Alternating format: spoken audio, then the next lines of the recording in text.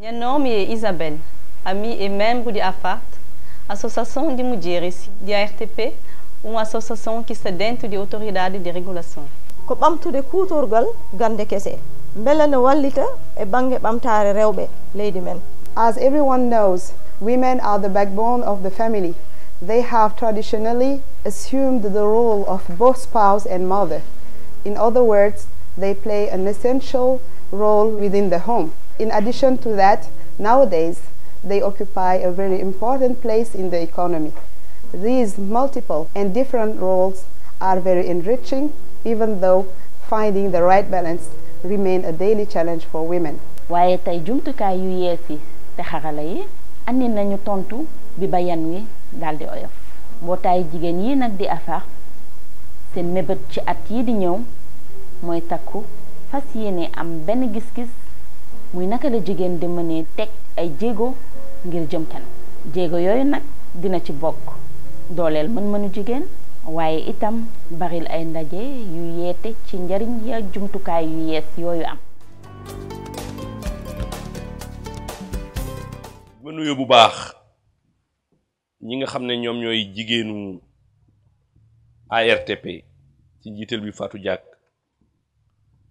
dem leen di féliciter dem leen di remercier mais dama bëgg seedeel mbooloo mi su fekkente ne xawma woon li may jàppale fu mu jëm wala jëmul ci li nga xam ne moom lañ ñu sant sama jàppale du gën a gaaw. Je pense que choix ne serait plus judicieux ngeen ti intervenir ci technologie de l'information et de la communication mu nekk mission ARTP ngeen bëgg jàppale autonomisation des femmes ngeen tànn jigéen ñi yëngatu ci suuf si. Donc vous avez fait le meilleur choix. DG nee na kër yi yéen a ko yor kër yëpp et ma ciy profiter pour lancer un appel lu mu tuuti alal lañ leen jox te man dina am kersa man suba ñoom ñu doxat fii fekk usage bi ci war amul. loolu moom dem leen di ñaan pour mu bañ leen dal te loolu day laaj toppatoo bu wér mu fonctionnel ngeen continuer lëkkaloo ak ñoom parce que comme ñoom ñoo ciy liggéey ëpp leen xarañteef ci côté bi bu leen wax ne ñoom yëkkati nañu affaire bi jox nañ ñu ko ñu def yëfi pël tàggatoo déedéet. waaw li ñu jox moom lépp la mën a yokk ci sañu liggéey parce que wax naa ne bu ñu defalee formation rek formel ma ñaar fukki jigéen. loolu rek doyoon na parce que demoon nañu ba ñun ku nekk di passante sa ak morom sa mot de passe ngeen di waxtaan si sa boîte kon loolu ku la ko defal desalu la dara li ñu ni indil moom ñun ñoo si des mais ñoom pare nañu. Nous sommes là pour vous assister à suivre une formation qui pourra vous aider à aller loin dans vos activités. Nous vous souhaitons la bienvenue. Et bonne chance pour tous vos projets que vous aurez à entreprendre plus tard.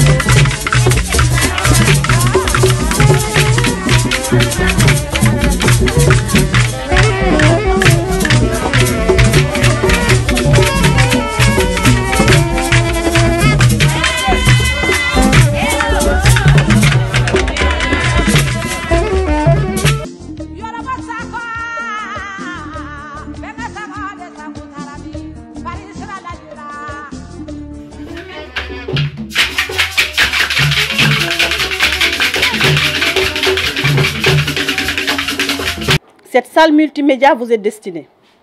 Elle vous appartient à partir d'aujourd'hui.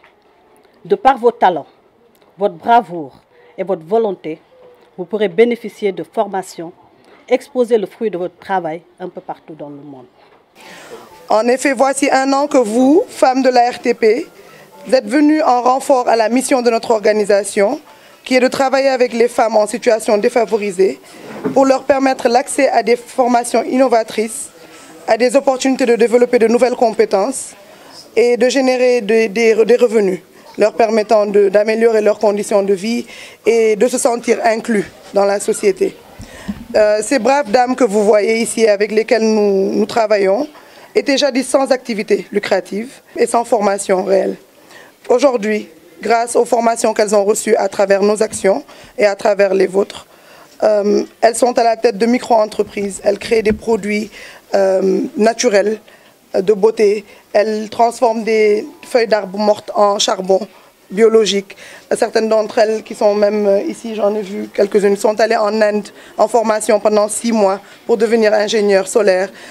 D'autres forment des objets d'art qu'elles revendent, qu'on les aide à écouler sur des marchés internationaux et même locaux, dans les ambassades, etc. Et elles sont maintenant donc à la tête d'entreprises qui leur permettent d'être autonomes et de changer leur vie, de s'occuper de leur famille. Donc elles sont passées de statut d'illettrées, de désœuvrées, tous ces mots péjoratifs, en femmes ingénieurs solaires, chefs d'entreprise, en femmes qui ont des compétences, qui se battent, qui sont présentes au devant de la scène économique et sociale. Salle multimédia, nous avons des ordinateurs, imprimantes, vidéoprojecteurs, ba pare jangal len pour ñu mëna bind mëna yondé ay mail comme ñom dañuy yëngatu ci défar saabu défar ay porte-clés transformation ñu mëna gëna fëssal seen liggéey ci aduna bi tam yaakaar naa dina am njëriñ pour ñu gëna am ay partenaires yu nga xam ne dinañ jënd ñoom li ñuy liggéey.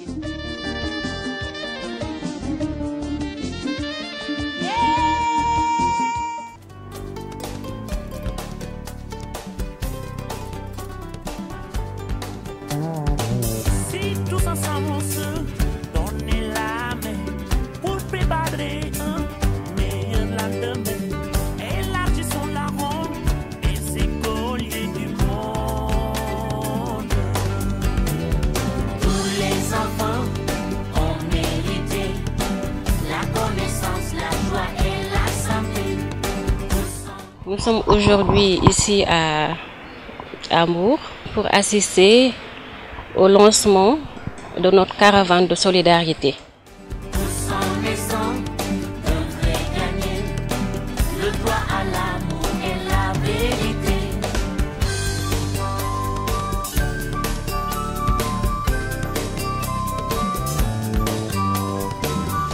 En tant que mère et femme, nous les femmes de l'association de la RTP, nous avons intégré dans notre programme les enfants de l'hôpital de Dantec.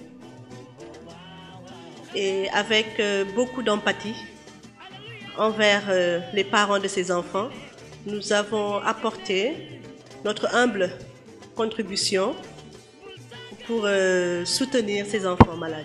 Lorsque 100% des cancers de l'œil sont guéris en France, un pays comme le nôtre, on peut dire que dans le meilleur des cas, il y a 10% des enfants atteints de cancer de l'œil au Sénégal qui vont être guéris.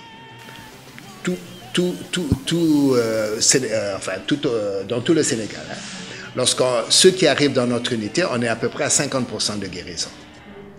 Mais beaucoup n'arrivent pas dans l'unité, ils n'ont aucune chance, hélas, de guérir. Donc, ce qui fait que ce qui a été mis en place depuis maintenant presque une vingtaine d'années, d'abord l'unité, puis les moyens qui sont déployés, la grande énergie que nous déployons, nous, mais ça c'est notre métier, mais aussi les pouvoirs publics et vous, la société civile, fait que aujourd'hui au Sénégal, on peut être heureux de savoir que la moitié des enfants que nous prenons en charge dans cette unité sont guéris. Et ça grâce au soutien que vous apportez.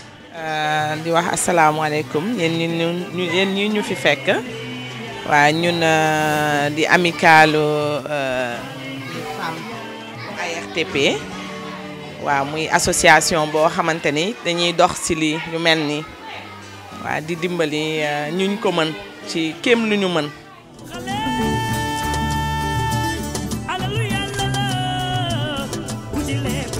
yàlla ngay jëndeel hey yow bul door bul saaga moomin la dafa xamul dafa yëgul dafa mënul dara dara dara yéene yaakaar